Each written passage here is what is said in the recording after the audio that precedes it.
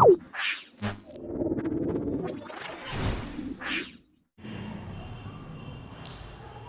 يهده الله فلا مضل له ومن يضلله فلا هادي له ونشهد أن لا إله إلا الله وحده لا شريك له ونشهد أن سيدنا وسندنا وإمامنا ومولانا محمدًا عبده ورسوله وصلى الله تعالى على خير خلقه محمد وعلى آله وصحبه وبارك وسلم تسليما كثيرا أما بعد فقد قال النبي صلى الله عليه وسلم العهد الذي بيننا وبينهم الصلاة وروي عن النبي صلى الله عليه وسلم أنه قال بني الإسلام على 5 شهادة أن لا إله إلا الله وأن محمدا رسول الله وإقام الصلاة وإيتاء الزكاة والحج وصوم رمضان أو كما قال رسول الله صلى الله عليه وسلم درود شریف پڑھیں اللهم صل على سيدنا ومولانا محمد وعلى آل سيدنا ومولانا محمد وبارك وسلم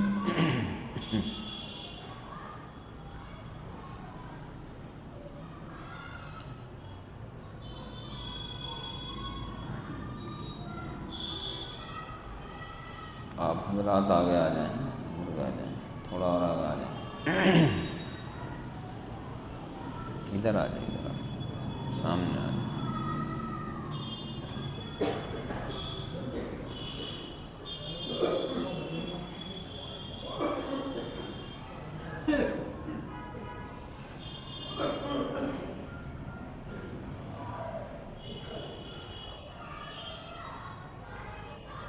اللہ تعالیٰ نے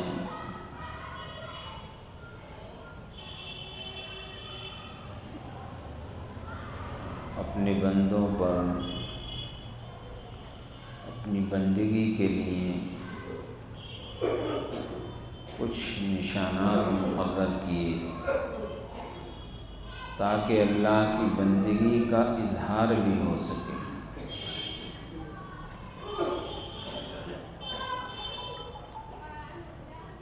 یوں تو بندگی یہ ہے کہ انسان کو ہر حال میں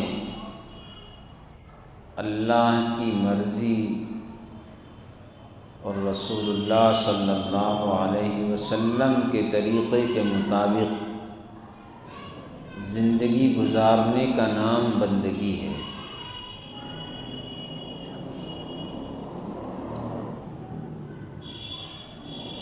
کسی شخص نے غلام خریدا اور اس نے اپنے غلام سے پوچھا تم کہاں رہو گے؟ تو غلام نے کہا کہ جہاں میرے مالک رکھیں گے۔ کیا کھاؤ گے؟ کہ جہاں جو آپ کھلائیں گے۔ کیا پہنو گے؟ جو آپ پہنائیں گے۔ تو اس کے آقا نے اس سے کہا کہ بھئی تیری بھی کوئی خواہش ہے کہ نہیں؟ تو غلام نے کہا اگر میری بھی خواہش ہوتی تو میں غلام کیوں ہوتا، میں تو آقا ہوتا۔ اس لیے میرے دوستوں اور بزرگوں، ہم اللہ کے بندے ہیں، تو اللہ کی مرضیات کے مطابق زندگی گزارنے کا نام ہی بندگی ہے۔ اللہ تعالیٰ نے رسول اللہ سے کہا، قل، اے نبی آپ کہیے، ان صلاتی و نسکی و محیای و مماتی للہ رب العالمین۔ آپ کہیے کہ میری زندگی، میری نماز، میری عبادت، میری قربانی، میرا جینا، میرا اس دنیا سے پردہ کر جانا، میرا جینا، میرا مرنا، وہ سب اللہ رب العالمین کے لیے۔ زندگی کا ایک ایک سانس، ایک ایک لمحہ سب اللہ کی رضا کے لیے ہو جائے تو سمجھ لو یہ بندہ اللہ کی بندگی کے ساتھ زندگی گزار رہا ہے۔ آدمی اپنے شب و روز میں 24 گھنٹے کی زندگی میں بس اتنا سوچ لیا کرے کہ کیا میں نے اس 24 گھنٹے میں جان بوجھ کر کہیں اللہ کی مرضی کے خلاف تو قدم نہیں اٹھائے ہیں۔ اگر اتنی مشق کر لے، اتنی کوشش کر لے اور روزانہ سوچنے لگے کہ میرے یہ 24 گھنٹے اللہ کی مرضی کے مطابق گزرے ہیں یا اللہ کی مرضی کے خلاف گزرے ہیں، تو اسے پتہ چل جائے گا کہ میں نے کتنے کام اللہ کی مرضی کے مطابق کیے ہیں اور کتنے کام اللہ کی مرضی کے خلاف کیے ہیں۔ روزانہ اگر کوئی بندہ اس کی مشق کر لے کہ جب وہ بستر پر جائے لیٹنے کے لیے اس وقت کے معمولات پورے کر لے اور 5 منٹ کا یہ عمل کر لے کہ صبح اٹھا تھا، پھر کیا کام کیا، جن کاموں کو اچھے کام کیے اس پر الحمدللہ کہے، اور اگر کوئی ایسا کام ہوا جو اللہ کی مرضی کے خلاف ہوا، سنت رسول اللہ کے خلاف ہو گیا، تو اس پر استغفار کرے۔ اگر یہ کام کر لیا، مشکل سے 5 منٹ کا کام ہے، لیکن آپ دیکھنا یہ بزرگوں کا بتایا ہوا نسخہ ہے کہ زندگی میں بڑی تیزی کے ساتھ انقلاب آنا شروع ہو جائے، بہت تیزی کے ساتھ انقلاب آئے، اور کچھ کرنا نہیں ہے، بس صبح سے شام تک اپنی کارگزاری اپنے آپ سے لے لی، کیا کھویا اور کیا پایا۔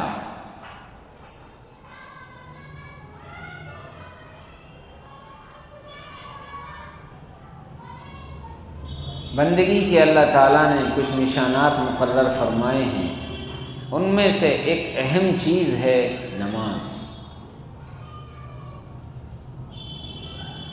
حضور علیہ السلام نے ایک موقع پر ارشاد فرمایا، العہد الذی بیننا وبینہم الصلاۃ۔ جو شخص ہمارے اور ان کے درمیان، ہمارے اور غیروں کے درمیان جو چیز فرق بیان کرتی ہے، خط امتیاز کھینچتی ہے، ہمارے اور ان کے درمیان میں فرق کرتی ہے، وہ نماز۔ اگر نماز نہ ہوتی تو پتہ ہی نہیں چلتا کہ کون عبد الرحمن ہے اور کون رام لال ہے۔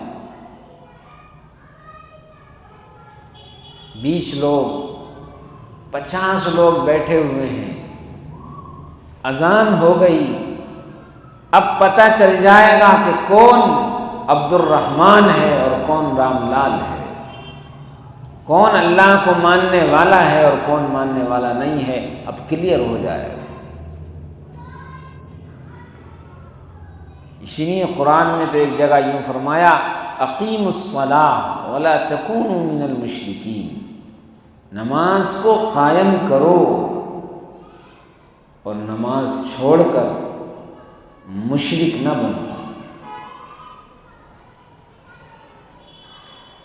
حضرت عمر رضی اللہ تعالی عنہ نے، امام مالک رحمۃ اللہ علیہ نے موطا امام مالک میں اس اثر کو نقل فرمایا ہے، اس حدیث کو نقل کیا ہے کہ حضرت عمر رضی اللہ تعالی عنہ نے اپنے تمام گورنروں کو، تمام عاملوں کو، گورنروں کو خط لکھا، ان کو لکھوایا اور کہا کہ دیکھو تمہارے جتنے بھی کام ہیں ان میں سب سے زیادہ اہم کام نماز ہے۔ اگر کوئی بندہ نماز میں غفلت، کوتاہی اور سستی کرتا ہے تو پھر کچھ کہا نہیں جا سکتا کہ یہ اور ذمہ داریوں میں کتنی کوتاہی، غفلت اور سستی کرتا ہو۔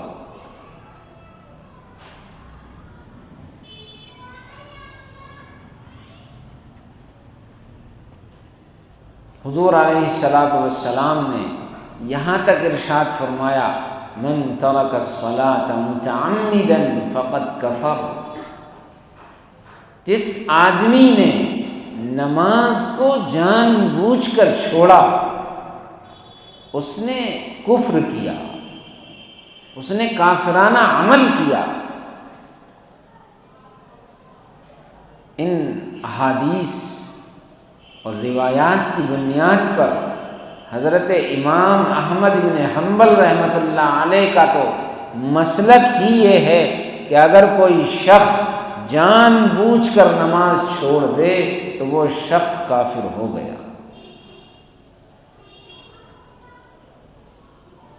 یہ الگ بات ہے کہ دیگر فقہا نے اس کو وعید شدید پر محمول کیا ہے کہ وہ کہتے ہیں کافر تو نہیں ہوا لیکن ہاں اس نے کافرانہ عمل کیا ہے۔ لیکن کیا حضور کا یہ ارشاد کم ہے کہ آپ صاف صاف فرما رہے ہیں کہ جس شخص نے جان بوجھ کر نماز چھوڑی اس نے کفر کیا ہے۔ ومن ترکہا ترک الدین ومن ہدمہا ہدم الدین، جس نے نماز کو چھوڑا اس نے دین کی عمارت کو دھچکا دیا ہے۔ آپ اندازہ لگائیے، اگر کوئی شخص ہماری عمارت میں دھکا لگا دے، عمارت میں نقصان ہو جائے تو ہم اس سے پیار کریں گے، اسے گھر میں بٹھائیں گے، اس سے محبت کریں گے یا اس سے ناراضگی کریں گے؟ اس سے عمارت کا نقصان جو ہوا ہے وہ لیا جائے گا، اس کے خلاف FIR کی جائے گی، کیا کیا اس سے جرمانہ لیا جائے گا۔ ایک تمثیل سے، مثال سے سمجھایا ہے، جس نے نماز کو چھوڑا اس نے دین کی عمارت کو ڈھا دیا۔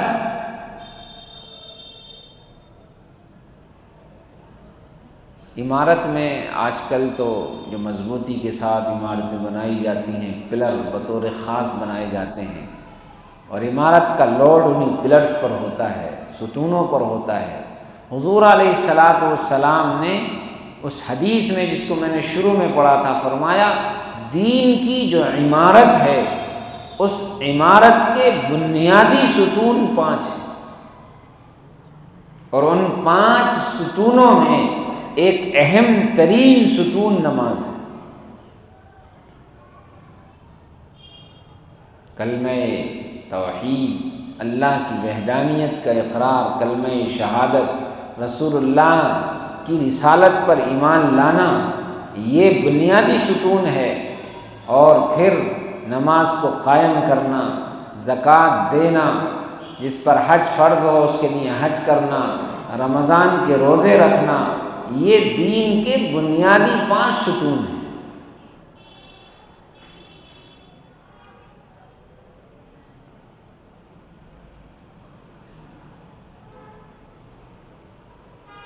ایک دفعہ ایک علاقے میں جانا ہوا، ایک دیہات میں، تو وہ صاحب کہنے لگے کہ مولانا ہم تو بڑے پریشان ہیں، دیوبندی کہتے ہیں کہ ہم صحیح ہیں، بریلوی کہتے ہیں ہم صحیح ہیں، فلاں کہتے ہیں ہم صحیح ہیں، تو صحیح ہے کون؟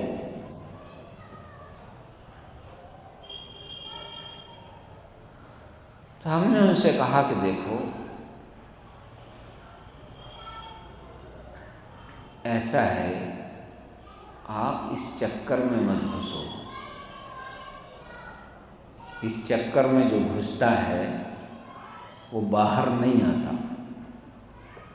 صبح سے شام تک کھیت میں کام کرتے ہو، محنت مزدوری کرتے ہو، تو زیادہ چکر میں مت پڑو۔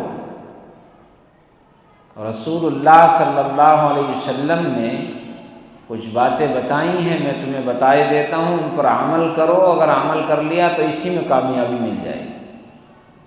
اور میں نے اسی حدیث کی روشنی میں ان سے کہا، دیکھو رسول اللہ صلی اللہ علیہ وسلم نے فرمایا ہے کہ آدمی کے لیے پہلے نمبر پر ضروری ہے کہ وہ ایمان لائے اللہ پر، اس بات کی گواہی دے کہ اللہ ہمارا معبود ہے، وہی ہمارا خالق ہے، وہی ہمارا رازق ہے، وہی مالک ہے، وہی کائنات کے ذرے ذرے کو پیدا کرنے والا ہے، وہی بارشیں برساتا ہے، وہی غلے اور اناج اگاتا ہے، وہی بیماری بھی دیتا ہے، وہی شفا بھی دیتا ہے، وہی اولاد دیتا ہے، وہی بیٹا دیتا ہے، وہی بیٹی دیتا ہے، وہی موت دیتا ہے، وہی زندگی دیتا ہے۔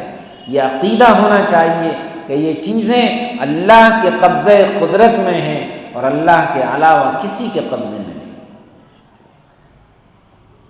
رسول اللہ صلی اللہ علیہ وسلم نے ہمیں تعلیم دی، اس بات کو اپنا لو۔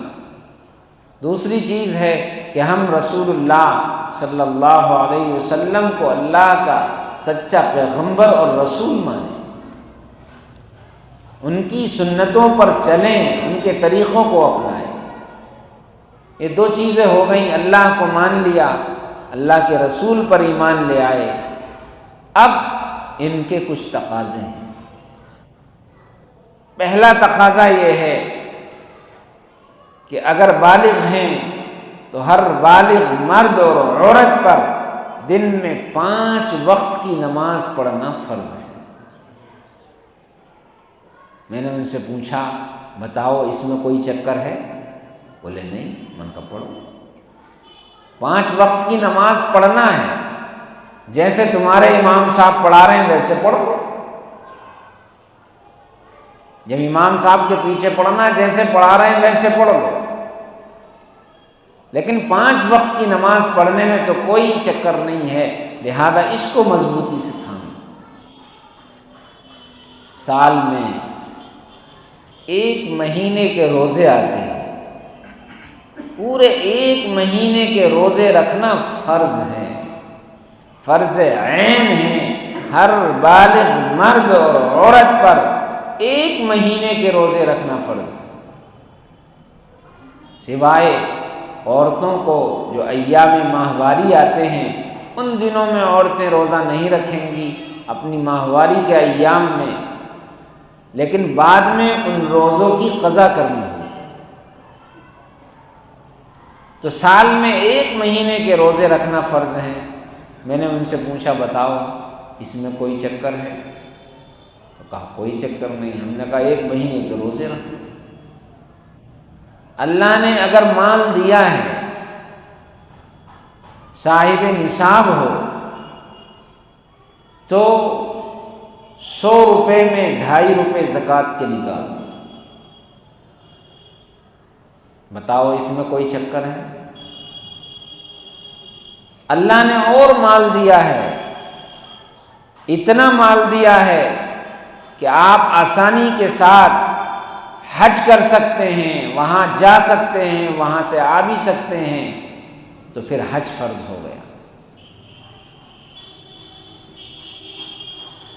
یہ چند چیزیں ہیں، انہیں مضبوطی کے ساتھ تھام لو، اور دل میں ایک آرزو رکھو، دل میں ایک خیال، ایک تمنا ہونی چاہیے کہ دین اسلام کو اگر میری ضرورت پڑے گی تو میں اپنی مال کے ساتھ اپنی جان بھی نچھاور کر دوں۔ آدمی اس کی تمنا رکھے کہ جب میری ضرورت پڑے گی میں اپنے مال کے ساتھ اپنی صلاحیتوں کے ساتھ اپنی جان بھی اس کے لیے لگا دوں گا، جسے اسلامی اصطلاح میں جہاد کہتے ہیں۔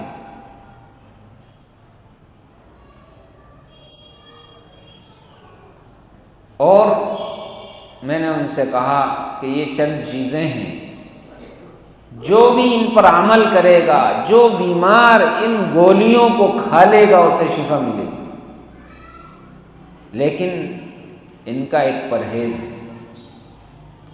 پرہیز کیا ہے؟ کہ جب آدمی لقمہ اپنے منہ میں لے کر جائے تو پہلے اپنے آپ سے یہ پوچھے یہ حلال ہے یا حرام؟ استفتی قلبک، اپنے آپ سے پوچھو یہ حلال ہے یا حرام ہے۔ حضور نے فرمایا دع ما یریبک الی ما لا یریبک، جہاں تمہارا دل کھٹک جائے اسے چھوڑ دو۔ سب سے پہلے دل تمہارا فتویٰ دے گا، تمہارا دل کہہ دے گا کہ یہ حرام ہے، اس میں شک اور شبہ ہے، اور یہ بالکل پاک اور صاف ہے جو میں نے کمایا ہے۔ اور جہاں تمہارے دل میں کھٹک پیدا ہو جائے پہلے مرحلے پر، اس کو چھوڑ۔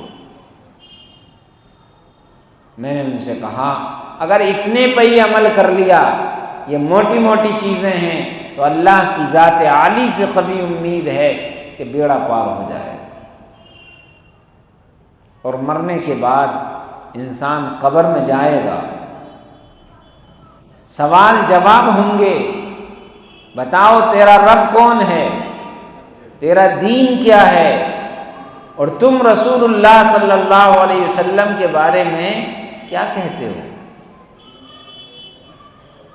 تو آدمی نے اگر زندگی میں اسی کے مطابق زندگی گزاری ہے تو جواب بڑی آسانی سے دیتا چلا جائے، اور اگر زندگی میں وہ دنیا کے دیگر تمام جھمیلوں میں پھنسا رہا اور بالکل دین سے غافل رہا تو وہ جواب نہیں دے پائے۔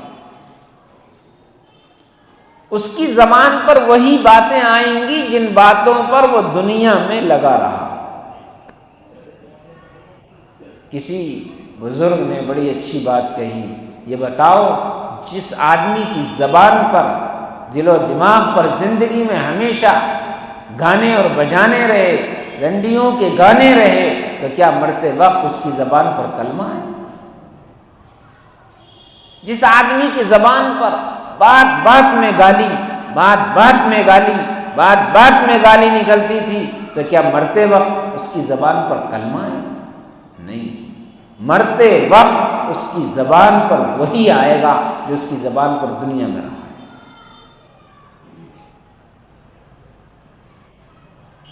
اور ان سوال و جواب کے بعد پھر ایک فرشتہ آئے گا اور وہ پوچھے گا، ہاں بھائی فجر کی نماز پڑھی تھی؟ تو ہم کہیں گے کہ صاحب ہم تو دیوبندی تھے۔ تو فرشتہ یہ کہے گا میں یہ نہیں پوچھ رہا ہوں تم کیا تھے، یہ پوچھ رہا ہوں فجر کی نماز پڑھی تھی یا نہیں پڑھی تھی؟ میرے رب نے مجھے حکم دیا ہے کہ میں فجر کی نماز چھوڑنے پر ظہر تک مارتا رہوں۔ اور فرشتہ پوچھے گا ہاں بھائی ظہر کی پڑھی تھی؟ کہ ہم تو پکے بریلوی تھے، فلاں تھے فلاں تھے۔ فرشتہ کہے گا میں یہ پوچھ رہا ہوں ظہر کی نماز پڑھی تھی؟ میرے رب نے مجھے حکم دیا ہے کہ فجر کی چھوڑنے پر ظہر تک مارتا رہوں، ظہر کی چھوڑنے پر عصر تک مارتا رہوں، اور عصر کی چھوڑنے پر مغرب تک مارتا رہوں، اور مغرب کی نماز چھوڑنے پر عشاء تک مارتا رہوں، اور عشاء کی نماز چھوڑنے پر فجر تک مارتا رہوں۔ ایک بار مارے گا تو وہ مردہ 70 ہاتھ زمین میں دھنس جائے گا، اس کو پھر نکالا جائے گا، پھر اس سے سوال کیا جائے گا، اور پھر یہی اس کے ساتھ عمل ہوگا قیامت کے قائم ہونے تک، اس کے ساتھ یہی معاملہ ہوتا رہے۔ بھائی انسان دنیا میں دھوکہ دے سکتا ہے لیکن اللہ سے اللہ کو دھوکہ نہیں دے سکتا۔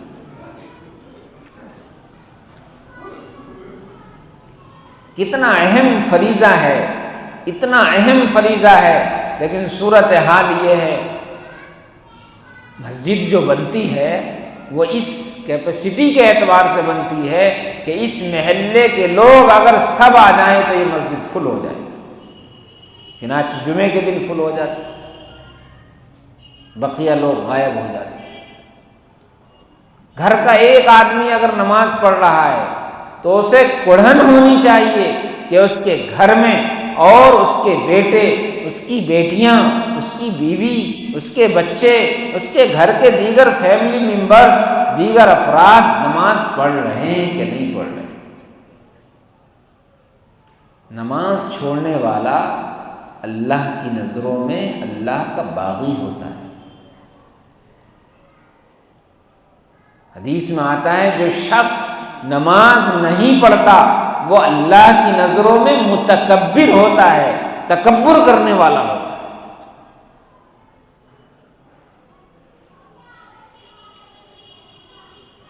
اگر آپ بڑی محبت سے کسی شخص کو اپنے گھر بلائیں، دعوت دیں، اور وہ یوں ہی سنی انسنی کر کے چلا جائے، اور ایک بار نہیں آپ بار بار پیار اور محبت سے بلاتے ہیں اور یوں ہی سنی انسنی حقارت کے ساتھ آپ کی بات کو نظر انداز کر کے چلا جاتا ہے، تو آپ کہیں گے کہ یار بڑا گھمنڈی آدمی ہے، بڑا تکبر ہے اس میں، کہیں گے نہیں کہیں گے؟ یہاں روزانہ اللہ کا منادی اللہ کی طرف سے صدا لگاتا ہے، حی علی الصلاۃ، آؤ نماز کے لیے، حی علی الصلاۃ، آؤ نماز کے لیے، حی علی الفلاح، آؤ کامیابی کی طرف، حی علی الفلاح، آؤ کامیابی کی طرف۔ لیکن آدمی ہے کہ اس کا ایمان اتنا کمزور پڑ چکا ہے کہ اسے بستر سے نہیں اٹھا پاتا، اسے دکان سے نہیں اٹھا پاتا، اسے دوستوں کی مجلس سے نہیں لا پاتا، وہ اپنے بچوں میں مگن ہے، اپنے کاروبار میں مگن ہے، اپنی دکان پہ مگن ہے، لیٹا ہوا ہے، لیکن ہمت نہیں کر پا رہا ہے۔ اللہ کی نظروں میں ایسا شخص غرور کرنے والا، گھمنڈی اور متکبر ہے۔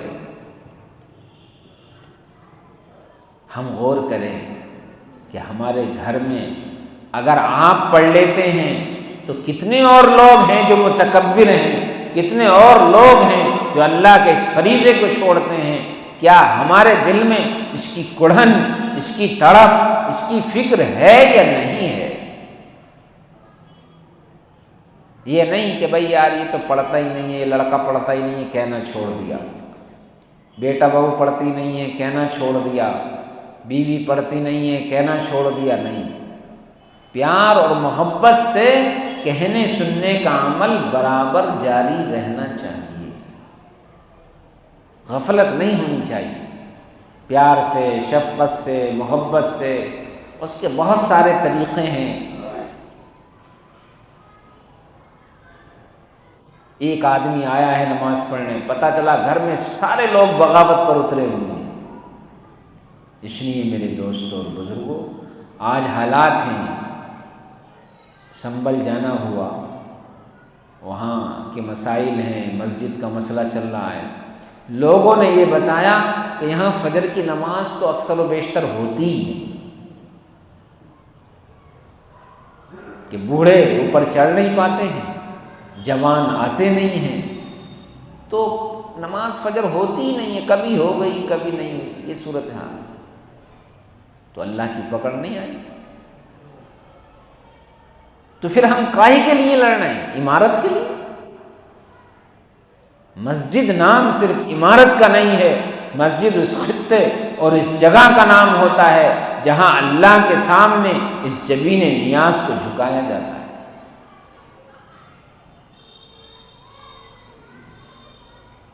تو اللہ رب العزت نے اپنے بندے سے ہم کلام ہونے کے لیے بندے کو اپنا پتہ بتایا ہے کہ مجھ سے ہم کلام ہونا چاہتے ہو تو بس 2 رکعت کی نیت باندھ لو۔ حدیث میں آتا ہے ان العبد یناجی ربا، جب بندہ نماز پڑھتا ہے تو وہ اپنے رب سے ہم کلام ہوتا ہے، سرگوشی کرتا ہے، باتیں کرتا ہے۔ حضرت ابو ہریرہ رضی اللہ تعالیٰ عنہ کہتے ہیں میں نے رسول اللہ صلی اللہ علیہ وسلم کو فرماتے ہوئے سنا، آپ فرما رہے تھے کہ قال اللہ تعالی قسمت الصلاۃ بینی و بین عبدی، میں نے نماز کو اپنے اور اپنے بندے کے درمیان تقسیم کر دیا ہے، اور فرمایا وَلِعَبْدِي مَا سَأَلَ، اور میرے بندے کے لیے وہ ہے جو وہ مجھ سے مانگے گا۔ حدیث قدسی ہے، قال اللہ تعالی کہ اللہ تعالیٰ ارشاد فرماتا اذا قال العبد الحمد للہ رب العالمین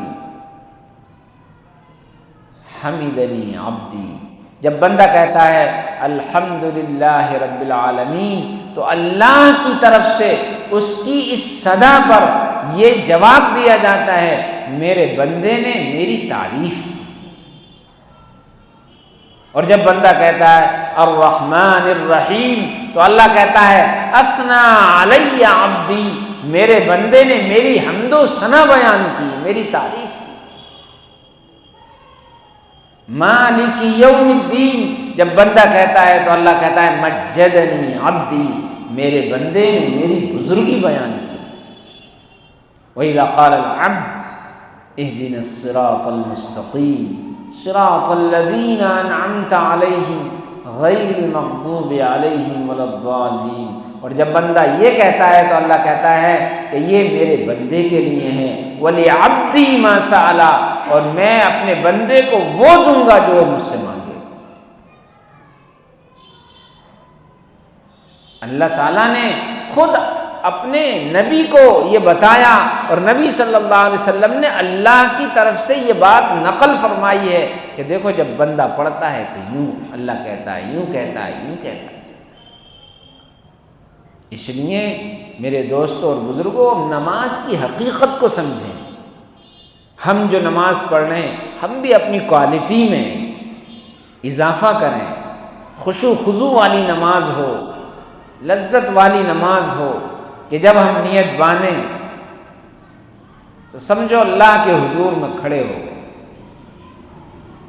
رسول اللہ صلی اللہ علیہ وسلم نے تو وضو سے ہی بندے کا ذہن بنایا ہے کہ جب آدمی وضو بنانے لگے تو سمجھ لو اب وہ دنیا مافیا سے کٹ کر اللہ کے حضور میں آ رہا ہے۔ حضرت عمر بن خطاب رضی اللہ تعالیٰ عنہ نے ارشاد فرمایا ہے جب بندہ وضو بناتا ہے اور وضو بنانے کے بعد وہ کلمہ شہادت پڑھ لیتا ہے اشہد ان لا الہ الا اللہ واشہد ان محمدا عبدہ ورسولہ، تو فرمایا کہ اس کے لیے جنت کے 8 دروازے کھل جاتے ہیں جس میں سے چاہے وہ داخل ہو جائے۔ وضو بنانے کے بعد جو بندہ کلمہ شہادت پڑھ لیتا ہے ذہن بن گیا۔ اس لیے کہا ہے جب بندہ وضو بنائے، ہر عضو کو دھوئے، بسم اللہ پڑھے، اب دنیا کی باتیں کرنا بند کر دے۔ دنیاوی باتیں کرنا، کاروبار کی باتیں کرنا، میری تیری باتیں کرنا، یہ خلاف ادب ہیں۔ اب اللہ کی طرف آ رہے ہو تو اب ذہن ادھر ہو جانا چاہیے۔ ایک بار حضور صلی اللہ علیہ وسلم نے حضرت بلال سے پوچھا ہے بلال یہ بتاؤ تمہارا ایسا کون سا عمل ہے جو بہت اہم ہے؟ کہا اللہ کے رسول کیا ہوا؟ کہا میں نے جنت میں تمہارے قدموں کی آواز سنی، تمہارے جوتوں کی آواز سنی ہے۔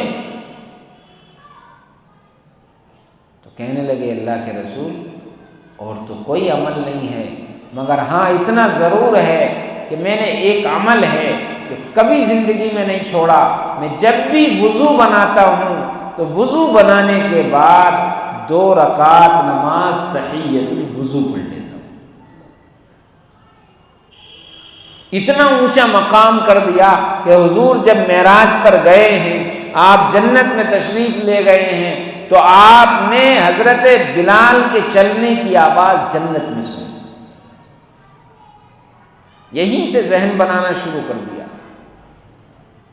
یہ ساری باتیں رسول اللہ نے اپنی امت کو اس لیے بتائی ہیں کہ ہم بھی ان چیزوں کو اپنائیں، ہمارے لیے بھی راستہ کھلا ہوا ہے۔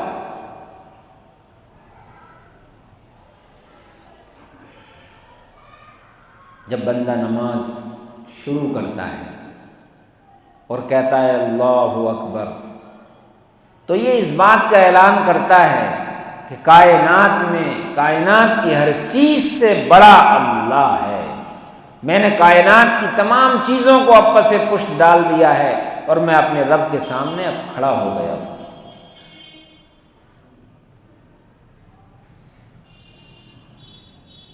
نیت ہونی چاہیے، آدمی کو پتہ ہونا چاہیے کہ وہ کون سی نماز پڑھ رہا ہے، فجر کی، ظہر کی، عصر کی، مغرب کی، عشاء کی، اور کیا پڑھ رہا ہے، فرض پڑھ رہا ہے، سنت پڑھ رہا ہے، وتر پڑھ رہا ہے، نفل پڑھ رہا ہے، یہ بھی اس کو پتہ ہونا چاہیے۔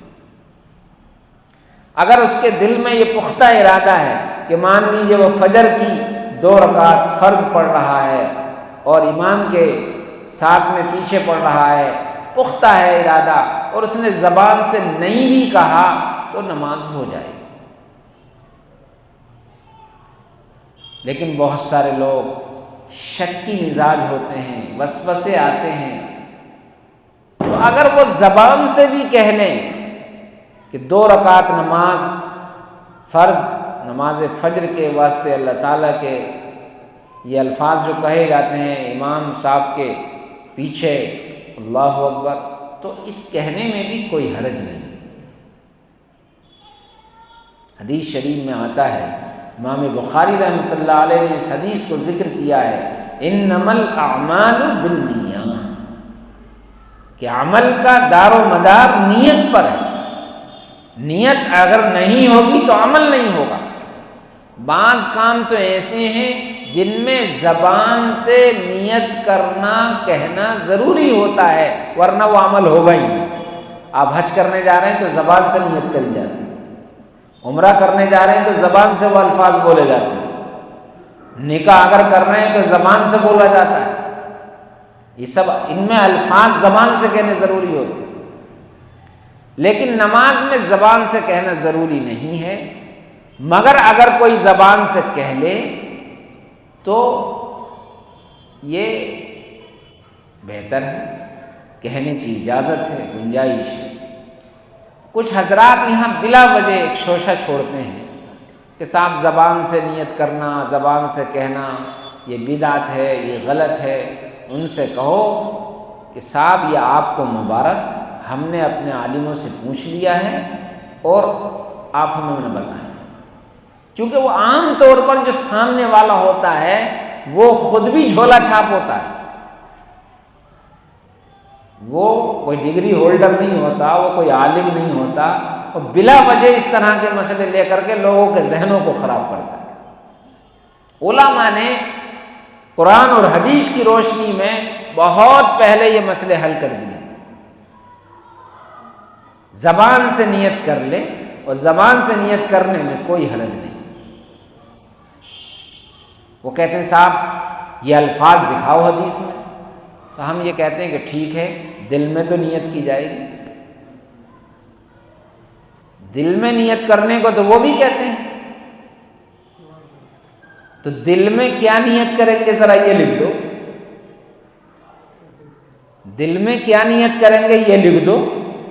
یہ الفاظ کچھ تو سوچیں گے نا، وہی جو الفاظ ہیں وہ لکھ دیجئے جو دل میں نیت کریں گے، اور اس کی حدیث دکھا دو گے یہ الفاظ کی نیت کریں گے۔ اللہ کے نبی صلی اللہ علیہ وسلم نے تو بہت آسان کر دیا، انما الاعمال بالنیات، جو کام کرنے جا رہے اسی کا تصور کرنا ہے، اسی کا پختہ ارادہ کرنا ہے، اور وہی پختہ ارادہ اگر انسان کی زبان پر آ جائے تو اس میں کوئی حرج نہیں۔ ہاں یہاں یہ بات سمجھنی چاہیے کہ امام صاحب تو رکوع میں ہیں، رکوع میں چلے گئے، اب ایک آدمی آیا اور کھڑے ہو کر کہہ رہا ہے نیت، اب اتنی دیر میں اس نے الفاظ کہے، امام صاحب رکوع سے بھی کھڑے ہو گئے۔ اگر ایسے موقع پر آدمی کو ارادہ ہے، ظہر کی نماز ہو رہی ہے، وہ آیا سیدھا اور پختہ اسے پتہ ہے، آیا اس نے کہا اللہ اکبر، اللہ اکبر، سیدھا چلا جائے رکوع، اب زبان سے اگر کہے گا اتنی دیر میں تو اتنی دیر میں تو رکوع چلا جائے۔ بہت سی مرتبہ ایسا ہوتا ہے کہ ایک آدمی نے کہا اللہ اکبر، یہ جا رہا ہے اور امام صاحب آ رہے ہیں، یہ امام صاحب کے ساتھ شریک ہی نہیں ہوا اور سمجھتا ہے کہ میں نے رکعت پا لی۔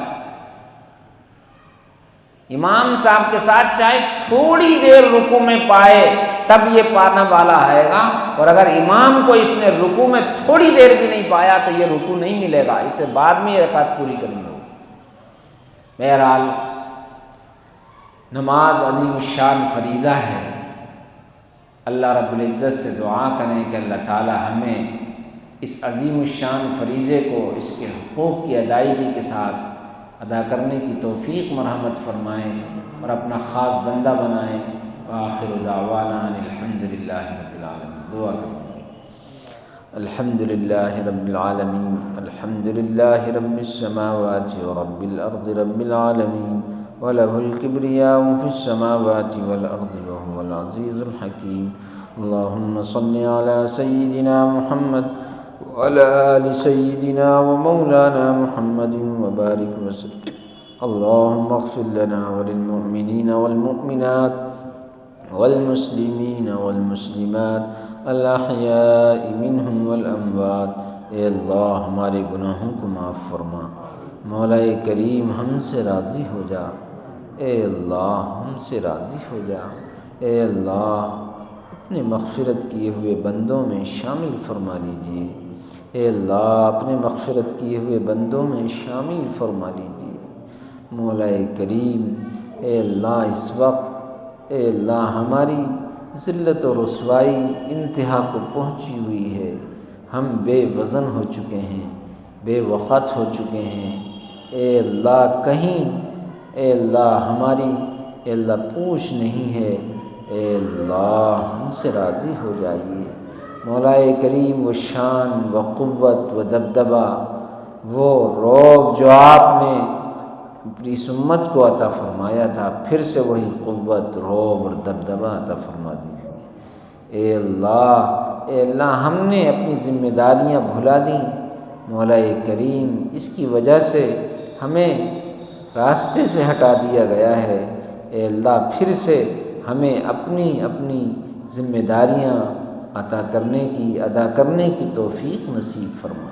اے اللہ اس ملک میں ہم نے ہزاروں سال اس ملک کے گیسوؤں کو سنوارا ہے، اس ملک کی خدمت کی ہے، اے اللہ اس ملک کے غریبوں کی اے اللہ تمام قوموں کی خدمت کی ہے، اس ملک کو ہر طرح سے سجایا اور سنوارا ہے۔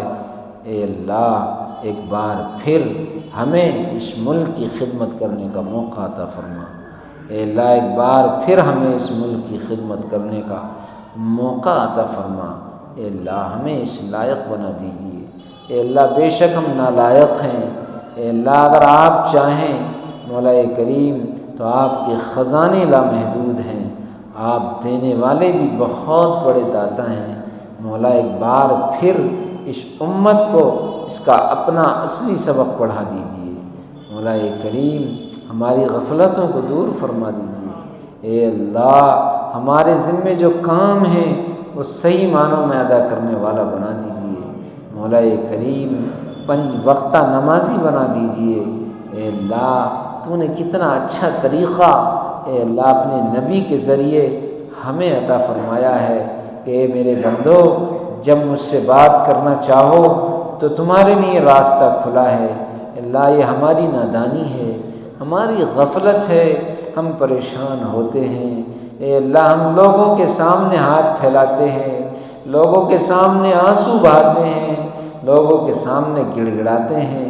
یہ ہماری کیسی کم ظرفی اور کم نصیبی ہے کہ اگر ہاتھ نہیں پھیلاتے تو آپ کے سامنے نہیں پھیلاتے، اگر ہم نہیں گڑ گڑاتے تو آپ کے سامنے نہیں گڑ گڑاتے، اور اے اللہ دنیا والوں کے سامنے تو اگر ایک سے زیادہ مرتبہ مانگ لیا تو وہ ناراض ہو جاتے ہیں۔ اے اللہ ہم نے آپ سے نہ مانگ کر آپ کو ناراض کر دیا ہے، اے اللہ آپ راضی ہو جائیے، مولا آپ راضی ہو جائیے، اے اللہ آپ راضی ہو جائیے۔ مولا آپ کو منانا اور راضی کرنا تو اس وقت تک ضروری ہے جب تک آپ راضی نہ ہو جائیں، اے اللہ آپ راضی ہو جائیے۔ مولا مغفرت فرما دیجئے، بخشش فرما دیجئے۔ اے اللہ اس وقت پورے عالم میں حق و باطل کا زبردست مقابلہ ہو رہا ہے، مولا حق کو غلبہ عطا فرما دیجئے، اہل حق کو غلبہ عطا فرما دیجئے۔ اے اللہ فلسطین میں جو زبردست مار کا آرائی ہو رہی ہے، مولا تو نے اب تک اپنے بندوں کو سرخرو فرمایا ہے، اور اے اللہ تیرے بندے بھی اس امتحان میں سرخرو ہو کر نکلے ہیں، مولا کامیاب فرما دیجئے، غلبہ عطا فرما دیجئے۔